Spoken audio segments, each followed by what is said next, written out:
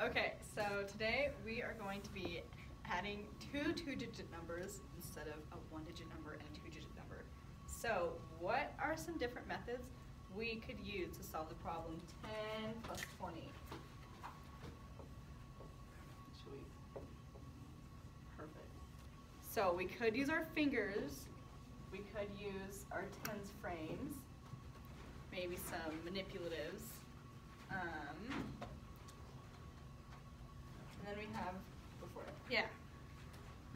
All right. So this part will follow the discussion with the students about how we can solve 10 plus 20. And the next one we're going to do is solve 10 plus 22. All right. So now we're going to take the 20 and we're going to add 2 ones to it. And we're going to solve 10 plus 22 today using our tens frames. So can a student tell me how many yellow dots we're going to need in this tens frame to get 10? Someone says 10.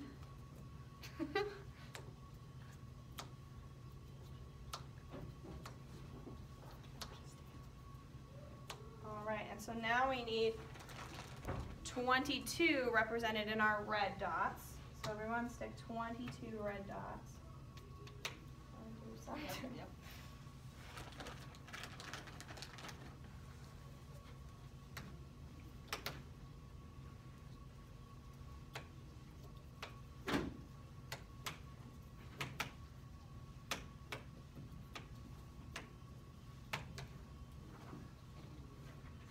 All right, so now we all have 22 and 10 represented on our tens frames.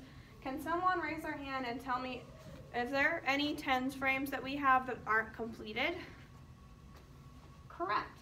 This tens frame is not completed, but it's our only one, which means we can't move these into another tens frame to create a larger number than 2. So now we're just going to count our tens frames. So we're going to say 10, 20, 30, and then 31, 32. So that's going to show us that our answer to 10 plus 22 is 32. Now we're going to do one more practice problem. So our next practice problem is going to be 10 plus 23. 13. Oh, 13. That makes sense. 10 plus 13. All right. So who can tell me how many tens frames we need for 13? One. Yeah, so we have one whole tens frame. So we got to take some of these guys off. So we have our 10 plus 13. How many more ones do we need? We need 3 more ones. So 1, 2, 3. Now we're going to count our upper tens frames. So we have 10, 20, 21, 22, 23. So that makes our answer of 10 plus 13, 23. All right, good job. All right, so now you guys are all going to work on a worksheet. Everyone is going to work on the same worksheet at first, and once you finish that worksheet, we have a challenge problem for you guys to do that uses our same idea right here, but we're going to do a little bit differently. All right. So this will follow individual work time. Now we're going to go over some of the problems on our worksheet, and then we're going to talk about our challenge problem and how our challenge problem is different. Let's try working on number 3. Number 3 was 17 plus 20. How many tens do we have in 17? What does our 1 in 17 tell us? That we have one full tens frame. So then how many extra ones do we need? 7.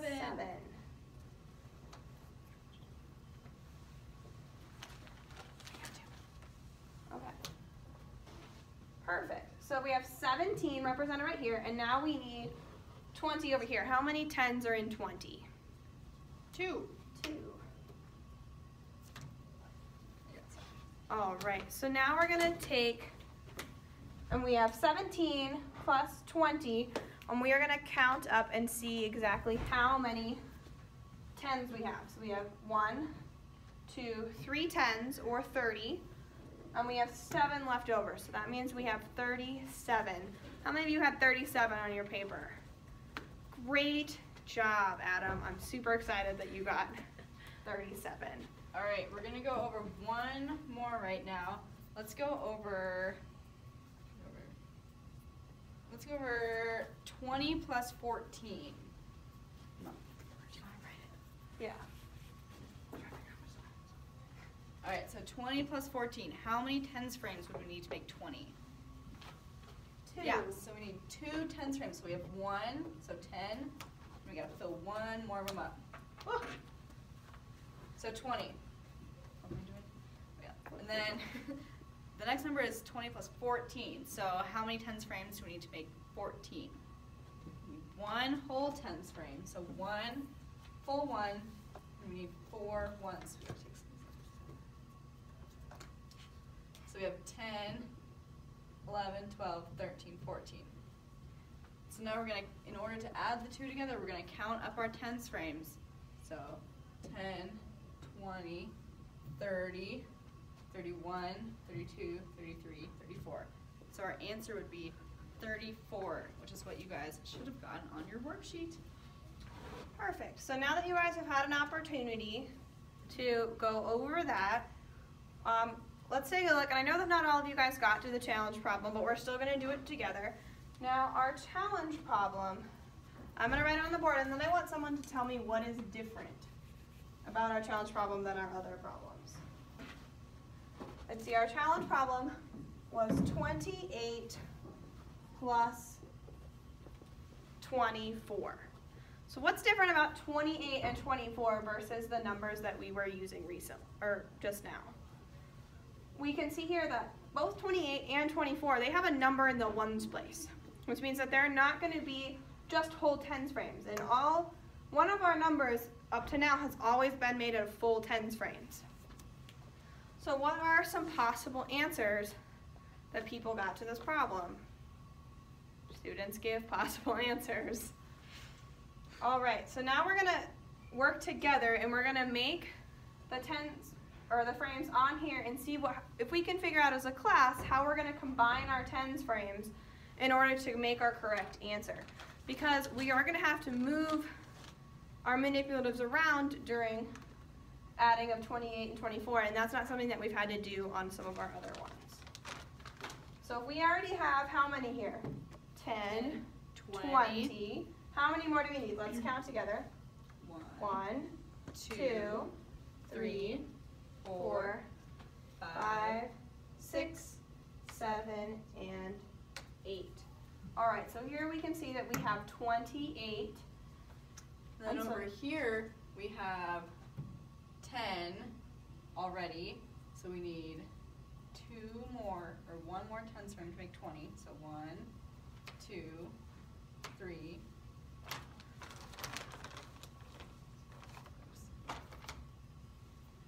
And then, so we have 10, 20, we need 4 more.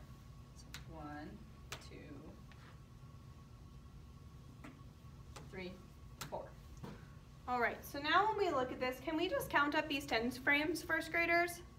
No, we can't just count up our tens frames because look, if we count this tens frame as 10, is it 10? No, there's 2 missing. And is this tens frame 10? No, there's 6 missing. So how are we going to do this? Does anyone have any ideas? Yes, correct. We could move around some of our manipulatives to make a full tens frame. Can someone tell me, are we going to fill up this tens frame, or does it make more sense to fill up this tens frame? I would fill up this tens frame, though really you could go either way, because in the end you're going to get a whole tens frame. So let's move these 2 over here, and we're going to want to keep them their same color on your paper. Do we have full tens frames now? Yes, even though these are 2 different colors, we can still count it as a full tens frame. So now let's count together. 10, 20, 30, 40, 50, 51, 52. So our answer that we should have had was 52. So some of you guys may have used a part whole box instead of doing that. So if you had a part whole box, this should have been your first part. This should have been your second part, and you could have drawn them out. So if you drew 28 circles and then you drew 24 circles, instead of moving them around like we do if we have tens frames, we could have just counted them too. So we could have counted 28 and then continued on until we had all of ours. But our answer should still be 52. So your top of your part whole box should say 52 on it. So at this point, we would discuss more if necessary, and try and clear up misconceptions about moving the markers around and counting with part whole. So. Yes, and so at the end of our first grade lesson, this would be a lesson taught like the very end of the year, so if we did have any more days left, we would continue on the concept of including these numbers that are kind of these combination numbers that have tens and ones in them. That you have to move the manipulatives around rather than just counting them. Just to work to prepare the kids for second grade, though our expectation at this point in time would be that only our highest level students would have been able to get this problem today. Thanks. Thank you.